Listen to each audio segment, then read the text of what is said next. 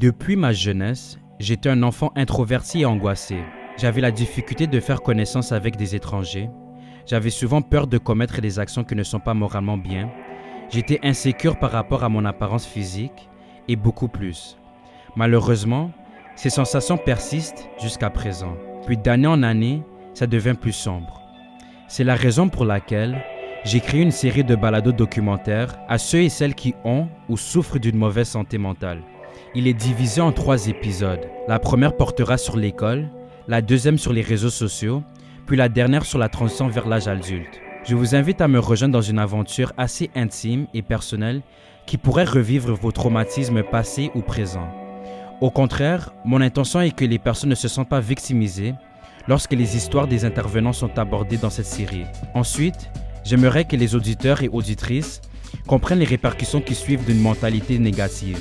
Puis finalement, les manières de combattre ces problèmes de façon saine.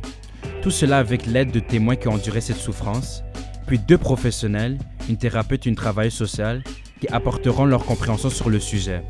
Je m'appelle Jeffrey Lubanzadio. Vous écoutez Mes sentiments obscurs, un balado qui explique en profondeur les obstacles psychologiques et physiques d'un individu qui a subi un état mental défectueux.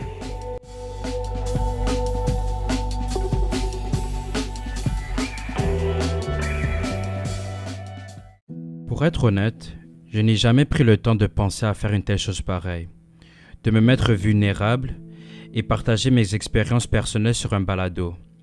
Par contre, après quelques réflexions récentes, je me sens prêt d'annoncer aux gens le type de personne que je suis derrière ce visage, de comprendre que les personnes auxquelles on s'attend le moins sont souvent celles qui vivent les pires moments de leur vie. Mais avant tout, nous devons savoir ce que signifie la santé mentale. C'est la manière dont une personne ressent, pense et agit. La façon de gérer le stress et les effets de la vie. Ce que je n'ai pas su gérer correctement pendant mes études secondaires. Par exemple, je ressentais toujours une pression et de l'angoisse lorsqu'il s'agit de devoirs, d'évaluations et d'examens. Et habituellement, à un niveau amplement supérieur à celui de mes camarades de classe. Parfois, au moment où j'effectuais un travail, je figeais et puis je ne savais plus quoi faire. Ce qui s'est traduit à des examens remis en retard ou très près de la date limite où mon stress était incontrôlable. Ceci était encore pire lorsque je recevais une mauvaise note, puisque mon langage corporel changeait drastiquement. Ça ne me tentait plus de parler à personne ou à manger. Lorsque je me renfermais dans ma chambre, je me répétais que je n'étais pas assez bon. En revanche, ces problèmes n'ont pas été seulement au terme des études, mais j'étais psychologiquement instable en raison de mon cercle social, où collectivement on ne se fréquentait plus comme avant. Malgré mes efforts pour maintenir le lien que nous avons créé, de temps en temps, je me retrouvais seul à l'heure du dîner. C'était la première fois que j'ai véritablement ressenti comme un rejet social à l'école. Ça m'avait affecté mentalement, car je commençais à me douter que les gens ne m'apprécient pas. Je craignais que je n'étais pas digne d'avoir un groupe d'amis, notamment en direction du poste secondaire, en n'ayant personne pour communiquer ou passer du temps avec pendant les heures d'école. D'ailleurs, selon des recherches, 15 à 20 des élèves ont un problème de santé mentale. Cela pourrait dire que dans une salle de classe de 30 élèves, 5 ou 6 étudiants peuvent avoir un problème de santé mentale et 3 ou 4 un problème qui bouleverse largement leur quotidien.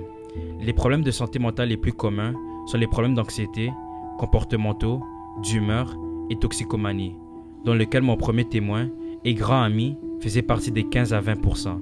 Eudes Unkpe, gradué du collège catholique Samuel Genet en 2023 et étudiant en première année au collège Algonquin, dans le programme Advertising and Marketing Communications Management, avons eu une discussion sur des expériences troublantes qui l'ont affecté émotionnellement durant sa période à l'école secondaire. J'ai débuté la conversation en lui posant s'il pouvait me dire 2 anecdotes auxquelles il a fait preuve d'une mauvaise santé mentale à l'école, une question que j'ai posée à tous mes témoins dans la série. Premièrement, je dirais, probablement une des fois que j'ai senti le plus une souffrance de santé mentale, c'était probablement vers début de ma dernière année au secondaire. Puis, c'était un temps où il y avait beaucoup de travaux à faire, il y avait beaucoup de nouveaux groupes d'amis. Puis, je me suis senti à un point où j'ai commencé à me distancer des autres et de moi-même. J'ai commencé à avoir comme une crise d'identité, tu pourrais dire. Puis, je commençais à me perdre moi-même, à me questionner. Toutes les décisions que je faisais, je me demandais, est-ce que c'est vraiment moi, les personnes que je passais mon temps avec? Puis ça m'a lié à un point où comme je me suis un peu isolé. Puis j'étais juste pas le plus souriant que j'étais d'habitude, je dirais. Du moment que les choses n'allaient pas bien à l'école, l'un des agissements courants que je faisais était d'écouter de la musique triste et douce. Une question que j'ai trouvée pertinente à demander à mon invité. S'isoler, c'est définitivement une chose. Probablement manger moins bien, dans le sens que comme... pas que je vais manger mal, mais comme... J'aurais pas toujours le sentiment d'avoir envie de manger. Je vais toujours... même si j'ai faim, je vais rester dans un coin, puis je vais juste pas bouger. Ça devient aussi la paresse et le sentiment de pas vouloir rien faire, être pris dans comme une certaine situation. Mes mauvaises notes académiques au post-secondaire, qui ne se produisaient pas souvent au secondaire, ont affecté mes compétences sociales. Je révélais moins sur mon progrès scolaire et je suis devenu plus discret à mes collègues de classe. Pas grand, honnêtement, parce que ça dépendait des cours, mais la plupart des cours, j'étais pas mal stable, mais j'étais rendu à un point où je donnais pas tout ce que je pouvais à mes cours. Alors, j'étais pas au niveau que j'aurais pu être, je donnais plus. C'était plus un peu je dirais comme moins d'efforts, puis comme c'est comme si j'avais pas envie de mettre l'effort, puis je me sentais pas comme si c'était nécessaire, comme je m'en fous type de sorte de pensée. Puis je pense que même toi tu te rappelles que des fois j'arrivais en retard en classe, comme les matins je me réveillais, j'avais même pas envie de sortir du lit comme. J'avais couramment l'impression que les orienteurs offerts à mon école secondaire exerçaient une certaine préoccupation aux élèves quant à la vie au post-secondaire. C'est vrai qu'ils font leur travail et ils doivent nous prévenir des défis auxquels nous pouvons potentiellement faire face. Toutefois, une personne comme moi, qui avait déjà mes doutes sur la charge du travail considérable du post-secondaire, cela a aggravé mon état mental. C'est pourquoi je pense qu'ils auraient pu mieux formuler leur message. Oui, mais il y a aussi une limite en même temps où il y a des personnes qui ont besoin de l'aide mais qui ne veulent pas de l'aide et qui ils refusent d'aller chercher pour de l'aide. Ou il y a aussi comme c'est un point où comme il y a seulement autant qu'une école peut faire. Comme il y a un certain point, c'est vraiment des professionnels qui sont engagés envers leur carrière qui devraient être en train de avoir cette situation. Alors probablement ce serait mieux de peut-être, si les écoles ils devraient engager les personnes les plus professionnelles qu'ils peuvent pour ces sortes de situations. Peut-être ça, ce serait une meilleure solution au lieu de utiliser le système de l'école, parce que ce système ça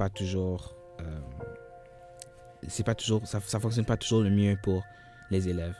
Comme je l'ai mentionné auparavant, mes pensées négatives continuaient à se poursuivre.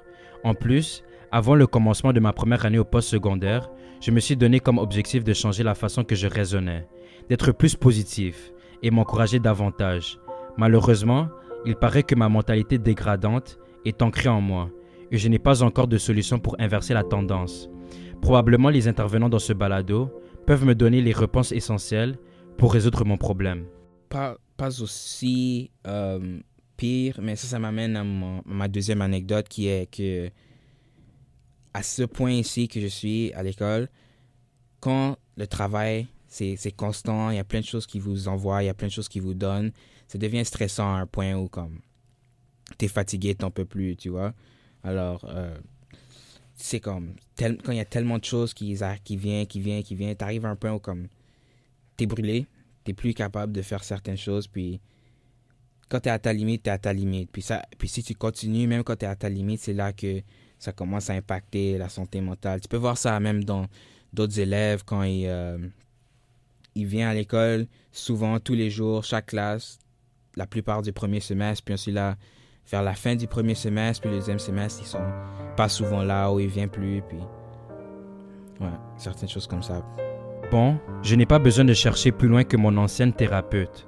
Elle m'a cité les différentes conséquences qui peuvent se produire lorsqu'une personne ne traite pas correctement sa santé mentale. Alors ma question d'ouverture était la suivante. Comment les expériences négatives à l'école peuvent-elles affecter l'estime de soi et la confiance en soi d'une personne à l'âge adulte? Bon, en fait, je pense que l'estime de soi, c'est la base, c'est la charpente même de l'individu. Alors, si l'estime de soi a été affectée, je peux dire depuis l'enfance, c'est sûr que ça peut avoir des expériences négatives, des expériences négatives sur la personne dans tous les sphères de la société, tant à l'école, dans les relations sociaux. Et s'il n'y a rien qui se fait, alors ça peut ruiner la personne, surtout au niveau de sa confiance. Et puis, c'est sûr que ça aura des répercussions à l'âge adulte, parce que si il n'y a pas de choses qui, et s'il y avait pas un travail qui a été fait à la base pour réajuster ça, à ce moment-là, c'est sûr que l'école va en prendre un grand coup, et puis à l'âge adulte, la personne aura de la difficulté aussi à bien fonctionner dans la société en tant que telle. Nous avons entendu mes expériences personnelles concernant les impacts que les difficultés académiques peuvent avoir sur les relations sociales. Voyons maintenant ce que l'on est d'un point de vue professionnel. Bon, on va dire un enfant qui a des difficultés académiques, déjà, ça peut poser un problème pour l'enfant, surtout si c'est des difficultés que l'enfant n'arrive pas tout à fait à surmonter. Alors là, on peut parler un enfant qui n'a pas vraiment d'encadrement, soit à la maison, ou bien un enfant qui a des problèmes en tant que tel d'apprentissage. À ce moment-là, c'est sûr que l'enfant va se sentir un petit peu diminué, vu que s'il voit les autres enfants qui sont autour de lui ont une facilité à pouvoir bien fonctionner à l'école, c'est sûr que lui, il va avoir des difficultés et dans les relations interpersonnelles aussi, ça va poser aussi des difficultés en tant que tel dans les relations interpersonnelles. Et si, disons, la personnalité ou le tempérament de l'enfant est un petit peu difficile, à ce moment-là, c'est sûr que ça va créer des frustrations, des difficultés, qui fait en sorte que soit il va soit abandonner, ou bien il va trouver peut-être d'autres champs d'activité pour entrer qui ne lui aidera pas tout à fait pour son avenir. Quand je suis nerveux, mon niveau de stress est majoritairement hors de la norme. Heureusement, je ne suis pas prescrit pour prendre des médicaments, malgré qu'il y a des personnes qui sont plus susceptibles que d'autres d'en consommer dépendant de la sévérité de leur santé mentale. Bon, on va dire dépendamment du problème, c'est sûr que si la personne a été diagnostiquée, disons, je vais prendre un exemple, peut-être de schizophrénie, c'est sûr que ce genre de trouble-là va poser des problèmes particulièrement au niveau de l'humeur, ça va créer de l'anxiété pour la personne parce que la personne est dans un monde, qui est un petit peu difficile pour lui, surtout quand, disons, il est en psychose. À ce moment-là, dans un environnement qui est tout à fait normal, où on s'attend à ce que lui, il soit normal, et il n'est pas capable. À ce moment-là, c'est sûr que ça va créer un problème, et puis, disons, dépendamment aussi, ça peut, la personne a probablement besoin soit de la médication pour contrôler son humeur, pour contrôler son anxiété. Mais si ces choses-là ne sont pas faites, c'est sûr que ça va avoir un problème tant sur le développement de la personne et son interaction aussi avec les gens autour de lui. À un moment, j'ai signalé que les orienteurs ajoutent du stress supplémentaire sur les élèves. Permettez-moi d'aller un peu plus loin et dire que ceci peut bouleverser les choix de carrière d'un étudiant, surtout s'il traverse une période brutale psychologiquement. Ok. Alors, je pense que l'école, c'est vraiment un endroit où l'enfant va créer, va développer son propre estime de lui-même. Il va développer la confiance en lui. Il va développer aussi, même au niveau de ses apprentissages aussi. Alors, si l'enfant il fait face à des difficultés à l'école, disons, ça peut être comme la dernière question, des difficultés d'apprentissage, ou bien ça peut être des difficultés au niveau, soit il vit bullying à l'école, du taxage, des choses comme ça. C'est sûr que ça va avoir un impact sur l'enfant. Si ce sont des problèmes d'apprentissage, le choix de carrière va être un petit peu difficile pour l'enfant parce que rendu à la fin de son parcours scolaire, ça va être un petit peu compliqué pour lui. Disons s'il avait des problèmes en sciences et puis disons pour lui il voulait peut-être aller étudier en génie. Alors ici, il y avait des problèmes et il y avait des difficultés et au niveau, à ce niveau-là, c'est sûr que maintenant, le choix de carrière va poser un problème parce que, il n'aura pas les notes nécessaires pour pouvoir aspirer à ce qu'il veut et de l'autre côté aussi, la frustration va être là qui va faire en sorte que même à l'école aussi, on ne va pas lui accepter dans n'importe quel domaine qu'il veut qu'il veut aller. À ce moment-là, c'est sûr que s'il y a des problèmes à la base à l'école et si ces problèmes-là ne sont pas résolus, il n'y a pas de doute que ça peut poser un problème dans le choix de carrière que l'enfant va vouloir faire pour le futur. J'ai remarqué que je ne suis jamais isolé de tous mes proches à long terme, parce que cela m'est arrivé plusieurs fois. Alors que je n'interagis avec personne, c'est surtout pendant de courtes durées, lorsque les choses ne vont pas bien à l'école.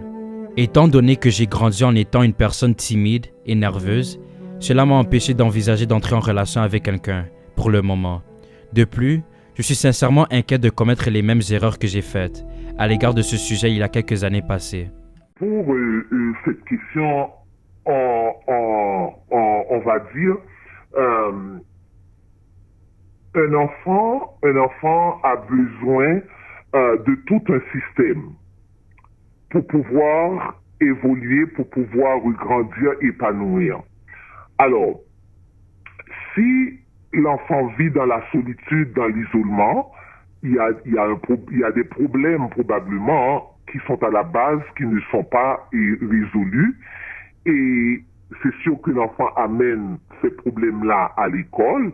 Alors, si ces problèmes-là à l'école ne sont pas résolus non plus, c'est sûr que dans l'interaction du jeune, ça va poser un problème. Parce que c'est sûr que le jeune, il n'est pas solitaire pour rien, il n'est pas isolé pour rien.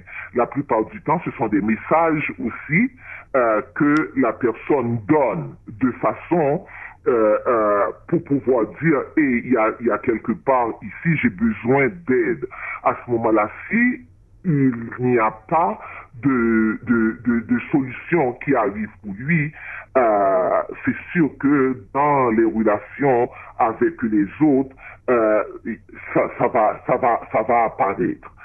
Et c'est sûr que si il est isolé, il vit de la solitude, à ce moment-là, il ne sera pas là vraiment avec ses compagnons d'école. L'intégration, c'est sûr, va être très difficile pour lui dans le milieu scolaire. Et quand tu quittes le milieu scolaire, c'est pas tout à fait bien. Ça peut continuer à te suivre s'il n'y a rien qui se fait au niveau de la relation d'aide pour aider cette personne-là. C'est sûr que ça aura un impact dans sa vie ultérieure et même, on va dire, sa vie d'adulte et même dans les relations qu'il aura avec les adultes pour plus tard. Étant donné que j'ai grandi en étant une personne timide et nerveuse, cela m'a empêché d'envisager d'entrer en relation avec quelqu'un, pour le moment. De plus, je suis sincèrement inquiet de commettre les mêmes erreurs que j'ai faites à l'égard de ce sujet il y a quelques années passées. Alors, la plupart du temps, c'est du cas par cas.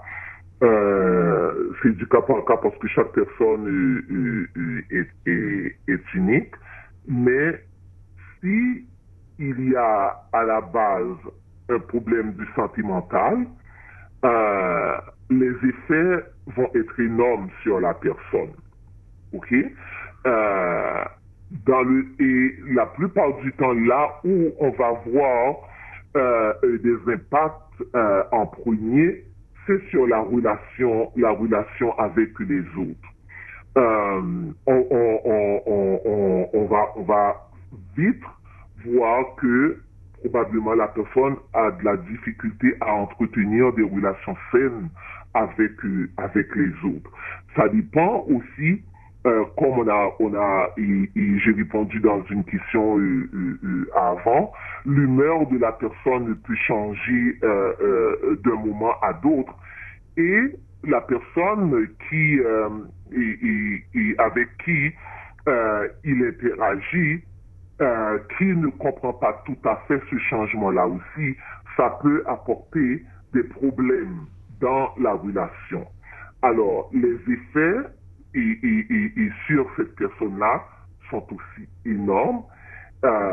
Et tant que la santé mentale de la personne n'est pas on va dire, un peu en contrôle, dans le sens avoir de l'aide pour pouvoir diminuer les effets, ça peut être à partir des thérapies, à partir des médicaments, toutes sortes de choses-là, on va dire que ça va être un problème pour la personne au niveau scolaire, parce que les autres amis qui vont être là ne vont pas pouvoir tout à fait comprendre la difficulté que la personne éprouve. La prochaine spécialiste ne connaît que trop bien ses bêtises et pourrait me donner de précieux conseils sur mes préoccupations émotionnelles. Ce n'est autre que ma tante Audrey Mikanga, certifiée en action communautaire à l'Université de Montréal, un baccalauréat sur travail social à l'Université du Québec en Outaouais, assistante en physiothérapie et en ergothérapie à la Cité collégiale et actuellement une travailleuse sociale. Notre causerie consistait à dénicher des solutions pour ceux et celles qui souffrent d'une mauvaise santé mentale. Voici la première question que je lui ai posée. Quelles sont les méthodes les plus efficaces pour aider une personne qui gère le stress et l'anxiété liées à l'école? OK. Tu vas m'entendre dire ça beaucoup, mais c'est très important de connaître d'abord c'est quoi la raison du stress et de l'anxiété. Donc, une fois que tu as une idée de qu'est-ce qui cause le stress et l'anxiété, à ce moment-là, tu peux trouver des méthodes pour gérer. Mais ce que je pourrais recommander, par exemple, à une personne, ça serait d'avoir une bonne organisation. Donc, savoir, par exemple, quand est-ce que tes travaux sont dus, organiser ton horaire, travailler sur son estime de soi. Donc, c'est important de mettre l'accent sur ses forces et pas seulement voir les mauvais côtés, qu'est-ce qui ne va pas à l'école, mais voir aussi qu'est-ce qui va bien, c'est quoi les points forts et vraiment miser sur les points forts. Avoir aussi des attentes qui sont réalistes. Des fois, on se met tellement de pression qui va causer le stress et l'anxiété. Donc, des fois, on peut se donner tellement des attentes à se dire, par exemple, je dois avoir 100% ou des A+, dans tout ce que je fais, alors que c'est peut-être pas réaliste dépendamment de la situation de la personne. Il y a aussi beaucoup faire de l'activité physique. C'est quelque chose qui diminue beaucoup le stress. Bien dormir et faire des exercices comme par exemple des exercices de respiration, parler à ses proches, ses amis, ses parents aussi. Ça peut être quelque chose de très bien quand tu es stressé. Ma thérapeute m'a beaucoup aidé à guérir mon état émotionnel et sentimental dans le temps. Ses conseils, les objectifs que nous avons fixés et espérés atteindre m'ont définitivement aidé pendant la période qu'on se voyait. Encore une fois, je dirais ça dépend. Les mauvais moments sont liés à quoi? Est-ce que le mauvais moment est lié, par exemple, au fait de ne pas avoir des bonnes notes à l'école? Est-ce que c'est lié, par exemple, à la perte d'un professeur ou d'un ami? Si, par exemple, c'est lié, on va dire, ne pas avoir des bonnes notes à l'école, ça serait important d'abord d'aller chercher du support comme, par exemple, du tutorat à l'école. Ensuite, une fois qu'on sait c'est quoi qu'on a besoin, aller chercher peut-être un support de groupe, par exemple, étudier en groupe, poser les questions quand on ne comprend pas bien, parler à quelqu'un de confiance, expliquer qu'est-ce qui ne va pas et essayer de cerner un petit peu c'est quoi le problème. Si c'est par exemple relié aussi à une perte, avoir un soutien psychologique, parler à un professionnel de la santé, parler à son médecin de famille des fois pour aller chercher un peu plus s'il y a un support à avoir au niveau médical. Selon moi, je préfère une thérapie individuelle par rapport à une thérapie en groupe, car j'aurais supposé que le groupe me jugerait pour confesser quelque chose d'intime et je n'allais pas avouer ce que je ressens véritablement. Tandis qu'individuellement, il s'agit plutôt d'un espace plus confidentiel, ce qui le rend plus digne de confiance, car je connaissais mon ancienne thérapeute avant de commencer la thérapie avec elle. Je dirais que les deux ont des avantages comme des inconvénients. Si on parle des avantages, par exemple, d'une thérapie individuelle, c'est quelque chose qui est vraiment un à un. Donc, le fait que ça soit un à un permet de cerner le problème. Ça permet aussi d'aller au rythme de la personne par rapport à un groupe, là où, par exemple, vous êtes plusieurs personnes et que le rythme peut être un peu plus rapide. Pour certaines personnes, la thérapie de groupe n'est pas aussi recommandée parce que quand tu souffres déjà d'anxiété, il y a des personnes pour lesquelles ça peut donner encore plus d'anxiété. Donc, à ce moment-là, une thérapie individuelle serait recommandée. Par contre, le groupe aussi a des avantages parce que ça permet d'un sens à normaliser ce qu'on vit. Des fois, on a l'impression quand on vit un problème que c'est vraiment nous qui sommes la seule personne à le vivre, alors que quand tu es dans un groupe, tu peux voir que, OK, je vis du stress, l'anxiété, mais aussi des gens qui ont mon âge ou peut-être plus vieux, qui vivent aussi les mêmes problèmes. Donc, ça normalise ce qu'on vit.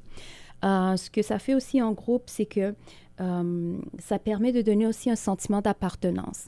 Donc, ça permet d'augmenter l'estime de soi, donner un sentiment d'appartenance. Ça te donne aussi d'autres gens avec qui tu peux t'ouvrir et parler, ce que tu n'as pas, par exemple, au niveau de la thérapie individuelle. Donc, je dirais, selon les besoins de la personne, un groupe peut être mieux recommandé pour une personne et dans d'autres cas, ça serait plus l'individuel qui serait plus approprié pour la personne.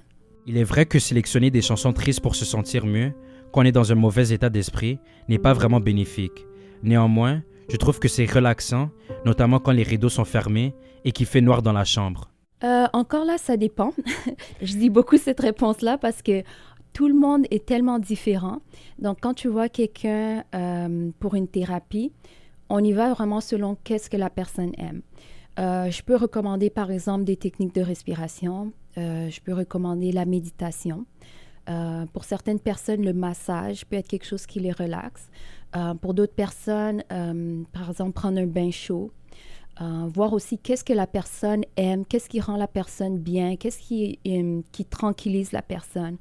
Si quelqu'un dit, par exemple, moi, la musique, c'est quelque chose qui me relaxe, qui me fait du bien, à ce moment-là, c'est quelque chose que je recommanderais aussi. Quand tu es stressé, peut-être t'asseoir dans une salle qui est calme et puis écouter des musiques qui te rendent heureuse, des musiques qui te... j'ai pas le mot en français exactement, mais qui te ground. Donc, c'est ça. J'ai tendance à prendre pour acquis que ma famille et mes amis ne me démontrent pas qu'ils veulent le meilleur pour moi. Pourtant, c'est tout le contraire, puisque ma famille était celle qui m'a recommandé de consulter une thérapeute si je ne voulais pas discuter de mes sentiments à eux. Et il s'est avéré que c'était une suggestion brillante. Je trouve qu'avoir un réseau, c'est très important parce que ça permet justement d'aller chercher de l'aide quand on a besoin. C'est des gens qui sont proches, des gens qui nous connaissent. Donc, impliquer la famille, ça serait par exemple quand quelqu'un quand quelqu'un a un problème au niveau de la santé mentale, s'assurer que la famille communique avec cette personne-là. Si quelqu'un a besoin, par exemple, de parler à quelqu'un, voir est-ce qu'il y a la possibilité au niveau de la famille d'avoir quelqu'un de confiance à qui cette personne peut parler. Ou est-ce qu'il y a quelqu'un de confiance dans la famille qui peut, par exemple, s'assurer qu'ils vont prendre des marches tous les jours avec cette personne pour l'aider à sortir un peu et à déstresser. Donc, impliquer la famille... ça peut aussi être si la personne, par exemple, a beaucoup de responsabilités à la maison qui fait que ça le stresse au niveau de l'école. Est-ce qu'on peut voir avec la famille comment on peut diminuer les responsabilités? Dans certaines familles, par exemple, il y a des gens qui ont peut-être des tâches ménagères ou peut-être un enfant ou un ado qui doit s'occuper, emmener son frère ou sa sœur, prendre l'autobus chaque matin et que ça lui donne du stress. Est-ce qu'on peut, à ce moment-là, voir avec la famille comment est-ce qu'on peut déstresser? Donc, je trouve qu'impliquer la famille dans des cas comme ça, c'est très important. Une chose qui nuit discrètement à mon état psychologique, c'est que je me fixe des buts élevés sur le plan académique. Le fait est que, dans la plupart des cas, je les atteindrai. Cependant, dès que je faillis de les accomplir, ma confiance en moi s'effondre complètement. Moi, je trouve que quand on met des objectifs en place, c'est très important dès le départ de mettre des objectifs qui sont mesurables. Donc, par exemple, dire je vais sortir une fois par semaine avec un ami pendant au moins 15 minutes. Donc là, quand ça arrive au temps de vérifier les objectifs, on est capable de savoir, OK, combien de fois tu es sorti cette semaine avec un ami? Là, tu peux dire, je suis sortie 2 fois par semaine avec mon ami. On est sorti prendre une marche pendant au moins 15 minutes. Ou tu peux dire, je ne suis pas sortie du tout avec des amis cette semaine. Donc, c'est super important dès le début d'avoir des objectifs qui sont mesurables pour être capable justement à la fin de savoir qu'on a respecté les objectifs. Et une chose aussi que je dirais, c'est de s'assurer de ne pas mettre des objectifs qui sont trop grands. Parce que des fois, quand on met des objectifs qui sont trop grands ou trop difficiles à atteindre dès le début, ça peut décourager la personne. Donc, peut-être y aller tranquillement. Donc, si l'objectif, c'est de faire une marche de 45 minutes par semaine, peut-être dire, OK, la première semaine, on commence avec une marche de 15 minutes, une fois par semaine. Ensuite, on peut aller à 2 fois par semaine, marcher 20 minutes. Donc, tranquillement augmenter. Donc, pour répondre à ta question, ça serait mettre des objectifs qui sont mesurables et des objectifs qui ne sont pas inatteignables. Pour terminer cet épisode, je veux que les auditeurs et auditrices qui écoutent sachent que durant ton temps à l'école, vous aurez toujours des embûches, que ce soit académiquement, socialement et même financièrement. Mais rappelez-vous de votre objectif final et pour qui vous allez à l'école. De même, comment vos proches réagiraient-ils si vous preniez des virages destructeurs en raison de l'école? Cela devrait être une motivation suffisante pour surmonter l'adversité de l'école. Il y a encore énormément de choses à discuter dans cette série documentaire, comme les réseaux sociaux et le passage à l'âge adulte. J'espère que vous serez des nôtres car nous allons décortiquer et examiner ces sujets de façon captivante. Merci d'avoir écouté Mes sentiments obscurs. Je m'appelle Jeffrey Lubanzadio. Merci à Pablo Medina pour son coup de main. Enfin, si vous avez apprécié le balado, n'hésitez pas de le partager à votre famille et amis afin qu'ils s'informent des défis ou avoir un sens d'appartenance qu'il y a des gens qui vivent avec une mauvaise santé mentale.